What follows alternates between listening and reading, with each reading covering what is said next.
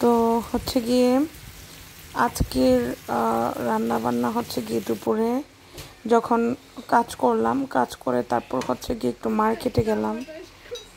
এত বৃষ্টি, তারপর হচ্ছে গিয়ে কাজের জায়গা থেকে আমার ব্যাগের মধ্যে ছাতাও ছিল না, তো কাজের জায়গা থেকে ছাতা নিলাম। ছাতা নেওয়ার পর একটু প্রদিস মার্কেটে গেলাম, ওখান থেকে বাসায় আসলাম। বাসায় এসে কোনো কথা নাই, ডিরেক্টলি রান্নাঘরে চলে আসলাম। তো এই ঝাল ঝাল খাবারগুলো কিন্তু খেতে কিন্তু অনেক মজা হয়, অনেক মজা লাগে। আমার মনে হয় না আমি আমার বিয়ের পর, মানে ইটালিতে আমি তো 12 বছর যেহেতু আছি, আমার মনে হয় না এইরকমভাবে ঝাল দিয়েছি কোনো ভাজিতে বা কোনো তরকারিতে। তো জার্মান থেকে হচ্ছে গিয়ে জাহানুরের আব্বুর ফ্রেন্ড এসেছে, তো ওনাদের জন্য ওনারা খুব ঝাল পছন্দ করে, তার জন্য এরকমভাবে ঝাল সব কিছু করেছি। আর এটা হচ্ছে কি পটল ভাজি। পটল ভাজিটা কাঁচামরিচ দিলাম আর কি, কাঁচামরিচ দিলাম আর পেঁয়াজ দিলাম। তো আজকে ছিল দুপুরের খাবার পটল ভাজি আর হচ্ছে কি ঝাল ঝাল কার্পু মাছ ভুনা। তো কার্পু মাছ আর পটল এগুলো জাহানুরের বাবার ফ্রেন্ড এগুলো ভিক্টোরিয়া থেকে বাজার করে নিয়ে এসেছে। জার্মানিতে নাকি টাটকা কোনো তেমন একটা মাছ বা শাক সবজি, সব রকম শাক সবজি পাওয়া যায় না, আর যদিও পাওয়া যায় অনেক দাম নাকি হয়।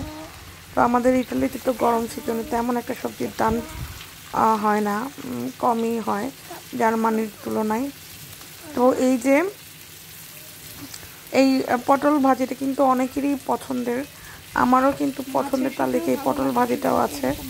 মাশাআল্লাহ, দেখতেও কিন্তু খুব মজাদার এবং ইয়ামি হয়েছে। ভাবলাম যে আপনাদের সাথে শেয়ার করি।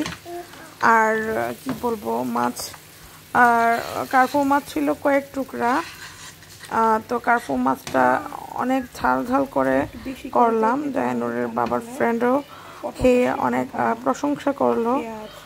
আর হচ্ছে গিয়ে যেহেতু কাজ করে বাসায় আসলাম, এত মানে অলসতা লাগছিল, আমি প্রথম খাবার কিছুটা খেয়ে নিলাম, যেহেতু সকালবেলা কফি আর হচ্ছে গিয়ে 2-3টা বিস্কিট খেয়ে কাজে গিয়েছিলাম।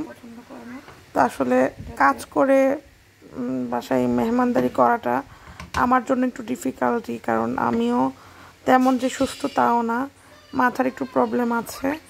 তো এই যে মাথার প্রবলেম বলতে আমার 2 মাস আগে প্রায় 4-5 বারের মতো তাক করানো হয়েছে, তাক বলতে সিটি স্ক্যান।